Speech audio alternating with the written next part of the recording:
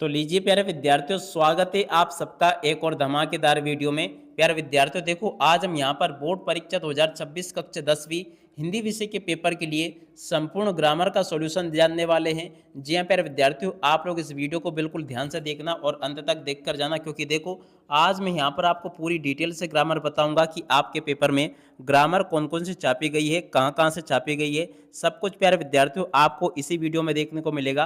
तो इसलिए प्यारे विद्यार्थियों, आप लोग इस वीडियो को बिल्कुल भी मिस मत करो। जो जो क्वेश्चन आंसर मैं आपको बताऊँ ना, इनको आप लोग अच्छी प्रकार से याद कर लो। देखो आज के इस वीडियो में अपन आवेदन पत्र जानेंगे, कौन कौन से आवेदन पत्र आपके पेपर में छापे गए हैं।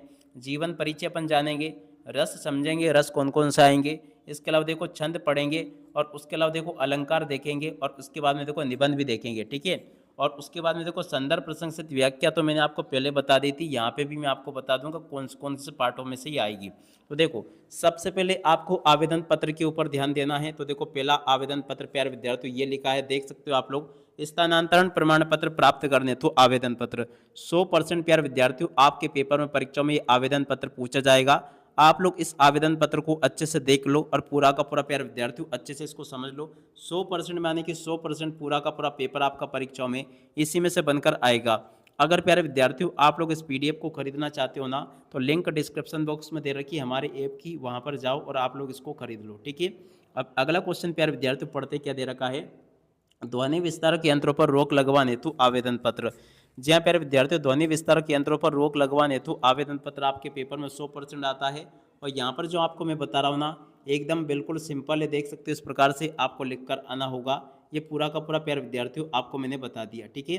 अब अगला क्वेश्चन प्यारे विद्यार्थियों देखो ये दे रखा है, अवकाश प्राप्त करने हेतु आवेदन पत्र। तो देखो प्यारे विद्यार्थियों ये भी आपके पेपर में 100% आएगा। इसको आप लोग देख ले अच्छे से और पूरा का पूरा इसको समझ लें, ताकि प्यारे विद्यार्थियों आप लोग इसको भी अच्छे से परीक्षाओं में लिख कर आ सके, ठीक है। यहाँ तक का प्यारे विद्यार्थियों देखो सब कुछ मैंने आपको बता दिया। आप देखो जीवन परिचय आपके पेपर में आता है, मगर देखो एक चीज़ मैं आपको बता दूं, जो जीवन परिचय कवि का होगा ना, वो अब ऐसे पूछा जाता है, यहाँ पर मैं लिख कर बता रहा हूँ, काव्यगत विशेषताएं, ठीक है ना। तो काव्यगत विशेषताओं में आपको क्या क्या लिखना है ये आप लोग याद करिएगा। क्या आएगा, प्रश्न दे देगा कि सूरदास की काव्यगत विशेषता निम्न बिंदुओं के आधार पर दीजिए, ठीक है ना। दो रचनाएं बतानी है, भाषा शैली बतानी, हिंदी साहित्य में स्थान बताना। देखो प्यारे विद्यार्थियों, वैसे मैंने यहाँ पर आपको जीवन परिचय वाला पॉइंट भी उपलब्ध करवाया है, रचनाएं भी उपलब्ध करवाई है, भाव पक्ष और उसके बाद में देखो कला पक्ष भी उपलब्ध करवाया है, और उसके बाद में देखो प्यारे विद्यार्थियों यहाँ पर मैंने आपको हिंदी साहित्य भी उपलब्ध करवाया, ठीक है। अब देखो जितना पूछा जाए ना उतने आपको लिख कर आना है।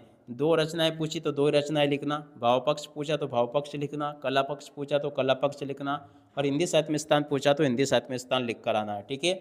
और उसके बाद में देखो एक तो हो गया आपका सूरदास का, दूसरा जीवन परिचय प्यारे विद्यार्थियों देखो आपका तुलसीदास का ये रहा, ठीक है। तो जीवन परिचय यहाँ से याद कर लेना, रचनाएं तुलसीदास की ये दे रखी है, भाव पक्ष ये दे रखा है, कला पक्ष प्यारे विद्यार्थियों देखो ये दे रखा है, ठीक है। 100% आपके पेपर में आने वाले क्वेश्चन बता रहा हूँ मैं। अब देखो दो तो हो गए आपके जीवन परिचय कवियों के, अब अपन समझते हैं लेखक परिचय, ठीक है। तो देखो लेखक परिचय अब ऐसे आती है साहित्यिक विशेषताएं, क्या लिखा आता है, साहित्यिक, ठीक है ना। ये लिखा आएगा साहित्यिक विशेषताएं बताइए, ठीक है ना। तो प्रश्न प्यारे विद्यार्थियों आ जाएगा आपका, क्या लिखा आएगा प्रश्न, जैसे कि मन्नू भंडारी की साहित्यिक विशेषताएं निम्न बिंदुओं के आधार पर आपको बतानी है, ठीक है।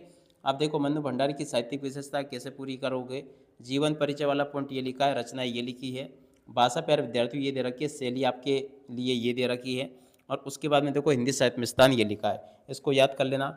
स्वयं प्रकाश का अगर जीवन परिचय देखे ना, देखो स्वयं प्रकाश का जीवन परिचय यहाँ से देख लो, जीवन परिचय वाला पॉइंट ये लिखा है, और रचना ये लिखी है, भाषा ये लिखी है, शैली ये लिखी है, और हिंदी साहित्य में स्थान ये लिखा है, ठीक है। मगर देखो इसमें भी क्या होगा कि दो रचनाएं पूछेगा, भाषा पूछेगा, शैली पूछेगा, हिंदी साहित्य में स्थान पूछेगा। तो जितना पूछे ना उतना ही आपको लिख के आना है, ज़्यादा लिख कर आपको बिल्कुल भी नहीं आना है।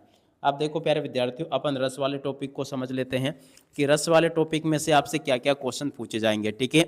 तो देखो प्यारे विद्यार्थियों रस वाले टॉपिक में से आपसे एक क्वेश्चन ये है, रस किसे कहते हैं। अगला क्वेश्चन प्यारे विद्यार्थियों श्रृंगार रस की परिभाषा उदाहरण से तो आपको बतानी है, ये भी आपके पेपर में आएगा, ठीक है। और अब अगला क्वेश्चन प्यारे विद्यार्थियों क्या पूछा गया है, देखो वीर रस की परिभाषा आपके पेपर में 100% पूछी जाएगी, तो वीर रस की परिभाषा को याद करके जाना, ये आपके पेपर में प्यारे विद्यार्थियों 100% आएगी, ठीक है। और अब अगला क्वेश्चन प्यारे विद्यार्थियों देखो ये दे रखा है, दुआ चंद की परिभाषा आपको उदाहरण सहित बतानी है। तो देखो प्यारे विद्यार्थियों, द्विवचन की परिभाषा उदाहरण सहित यहाँ से देख लेना और अच्छे प्रकार से इसको याद कर लेना। 100% प्यारे विद्यार्थियों आपके पेपर में, परीक्षा में क्वेश्चन पूछा जाता है, ठीक है, याद करके रखना आप लोग। और उसके बाद में देखो एक आती है प्यारे विद्यार्थियों आपके चौपाई छंद की परिभाषा।